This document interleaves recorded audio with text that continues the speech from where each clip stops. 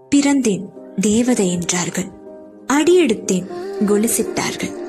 குரங்கு பெடலிட்டேன் குறுக்கே நின்றார்கள், நிமிர்ந்தேன் தலைகுனி என்றார்கள்,